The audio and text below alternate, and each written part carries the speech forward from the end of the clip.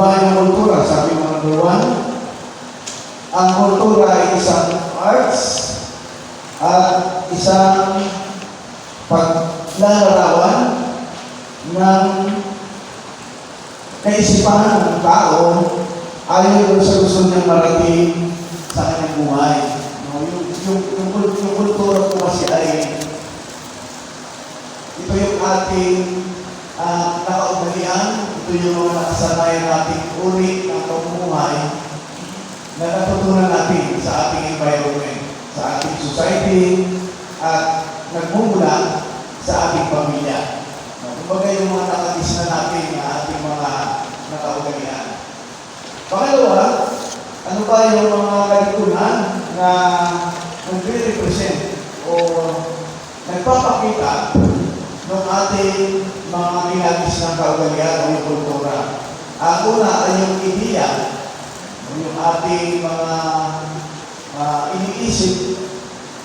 Pangalawa, yung perspectives, yung gusto nating mangyari o makita sa inaharap. Attitudes, yung ating kilos o yung gawin. Images, yung ating pagkatao o yung larawan natin. At iba pa mga pangunahin na nakapaloob doon sa ating mga paniniwala o ating mga pag-uugali. So, doon nakikita, sa ating pangaraw-araw ng buhay, nagre-reflect sa atin yung kung sino tayo. Subalit, sa ating kalagayan, bilang mga mananampalataya, of course, nagre-reflect sa atin yung imahe ng ating Panginoon Jesucristo. Amen. Kasi nakikita ng ibang tao, kung anong klase meron tayo pananaw, anong klase meron tayong turunin, wala yun sa ating buhay, at maybe yung ating pagsasabuhay, yung ating pananampalataya, yung ating paniniwala sa Diyos. So mahalaga yung mga kapatid kasi ito yung tinatawag nating testimonial personality, o yung pagpapahayag ng ating pananampalataya, pagpapatutuo natin na tayo ay mga tagasunod o kaya ay mananampalataya ng ating Panginoon sa Kristo. So makikita na yung tao. Isa kasi, tinitingnan ng tao yung kilos natin, kahit hindi tayo nagsasalita, nalalaman nila kung ano yung klase ng ating paniniwala at kung ano yung klase ng ating kultura na ating natanggap. So, in a Christian world, sa mundo ng mga mananampalataya, ang kultura ay makikita ayon doon sa ating paniniwala at pagtugon doon sa tinatawag natin na tawag ng Diyos.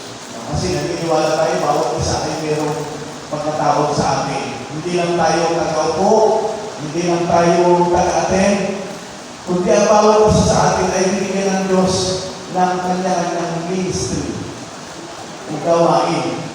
Kasi hindi mabubuo ang isang katawan kasi tayo ay larawan ng isang katawan ng Panginoon Jesucristo. No, ang isang local church ay binubuo ng isang katawan ng ating Panginoon Jesucristo. So kung kulang yung pagkilos ng isang katawan, ibig sabihin kung ang katawan ay hindi kumikilos ng ayon doon sa pagkakaisa na, baka minsan yung katawan ay walang kamay, diba? Walang paa. Ibig sabihin, hindi gumagalaw o kaya ay hindi na isa sa buhay yung pagkatawag ayon doon sa ating pananampalataya. So kaya lagi na tayo nag-encourage mga kapatid na alamin natin ano ba yung pagkatawag sa ating ng Diyos. At pagkatapos natin malaman, i-practice na natin. Gawin na natin sa buhay natin. Kasi doon makikita yung unity noong tinatawag na body of Christ, yung pagkakaisa natin ng pagkilos ayon doon sa ating pananampalataya sa Diyos. So, Romans chapter 1 verse 22, yung verse na pwede natin basahin at pagkunan. Number 3, ano yung mga nakaka-influensyang mga aspeto ng kultura? Ibig sabihin ko ba yung ano ba yung mga pinagmumulan at ano ba yung mga nakakaakit sa atin na minsan ay tayo ay nakikiayon ko sa ngayon natin ng kultura. Number one, yung arts. Yung tinatawag natin ng mga bagay na ipinapakita ng mundo, katulad yung mga entertainment, na mga awitin, mga sayaw, at iba pang mga bagay na kabuuan ng tinatawag na entertainment world na ating nakikita. Katulad sa mga sine, no? yung ating social media ngayon. Yun yung isang bahagi. At makita natin yung kultura natin ngayon, kahit sa probinsya pumunta ka, lahat may hawak na cellphone ng tao. Kahit yung nag-aaral sa tubig, kahit yung nanginista, naka-video pa nga, di ba? Nagbablog pa nga sila. So, ibig sabihin, yung kultura ay nag-extend base doon sa pangangailangan. At sa kagustuhan ng tao na sumabay, doon sa antas ng kalagayan ng buhay. Kunyari, yung nung una kasi, yung panahon natin yun, yung mga senior ngayon, ang sasakyan namin sa probinsya, Kalabaw. Hindi kami makasabali doon sa kultura ng nasa syudad. Kaya naman makita ninyo, ordinaryo na lang yung motorsiklo, kahit mo sa gupat, meron. Kita ninyo? So, kaya yung kalakas yung influensya ng kultura. Pangalawa, yung mga paintings, pangatlo yung mga plays, o ito yung mga games siguro, yung mga games. Buti na lang na ito na yung pugo. Kasama ito sa kultura di ba? Na naging libangan ng tao. So makikita natin yung influence niya at of course, makikita natin yung resulta. Ito ba ay nakakatulong sa buhay o nakakasira ng buhay? So kaya nga, binibigyan tayo ng Diyos ng wisdom para piliin natin kung ano yung kultura nung pili natin gamitin para maipakita natin yung ating pananampalataya sa tao. Kung makikita natin na ipapansin natin ngayon, kahit sa mga government leaders o yung mga public servants na tinatawag, makikita natin yung leader kapag siya ay mananampalataya, nagre-reflect yun kung sa kultura ng ginugobyernohan ng lugar. Kasi nakikita yung transparency, nakikita yung truthfulness ng kanyang pagmili. So, ngayon din tayo. Pagkaman sumasabay tayo sa kultura, subalit naniniwala tayo na yung kultura ay ginawa ng Diyos para tayo yung mga alapay kung sa buhay. Patulad kayo, computer age na tayo. Wala na akong makita ng makimilya kasi nung una makimilya yung ginagamit. Ngayon, computer na. So, ngayon nabilis yung pagbabago ng kultura natin. Kaya, dapat sasabay tayo at yung kultura gagamitin natin para mapupurihan natin ang Diyos. Para mapasalamatan natin ang Diyos. Kasi, bahagi yun ng ating pamumuhay habang nandito tayo sa lupa. Classical music, yan. Alam niyo, meron akong mga local church. Katulad ng pinagalingan ko, bawal sa akin makinig ng mga music. At tawag nila worldly music. Ano bang connection doon sa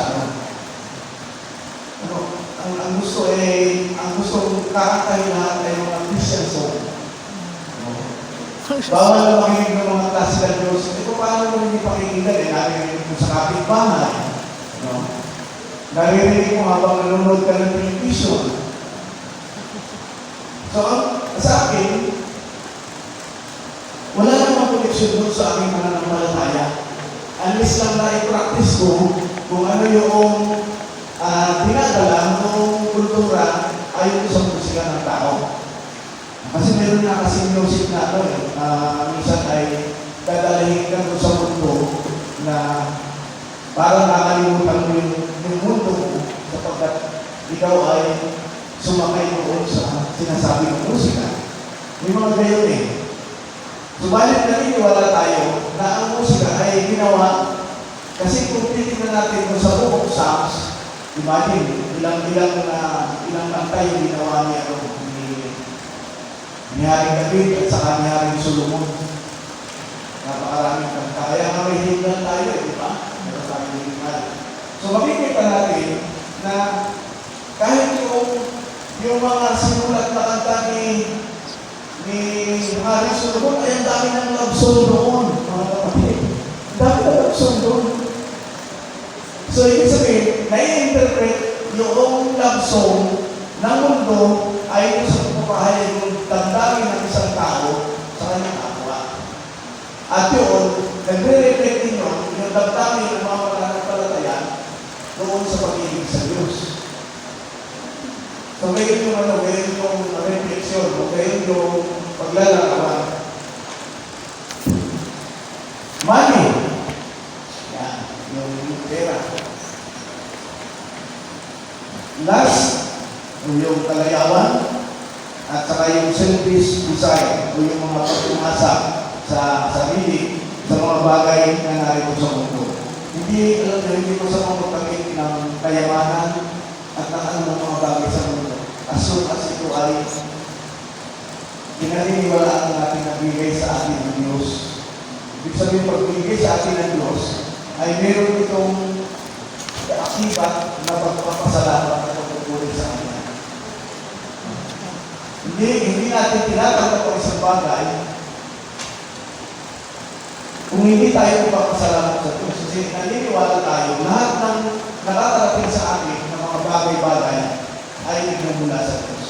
So, dalawang klase lang yun eh. Meron kasi paniniwala na nakakamit mo yung isang bagay dahil sa iyong talento, sa iyong abilidad, no? At sa iyong pera. Subalit, ang Biblia ay nagtuturo na maging ang pera ay pag-aari ng Diyos na pinahipulutan yung gamitin ng tao. So, kaya dapat ginagamit ng tama yung pera. Matthew chapter 6, verse 19 to 24, Revelation chapter 3, verse 14 to 22, and 1 Timothy chapter 6, verse 1 to 10. Sabi ng ating kultura,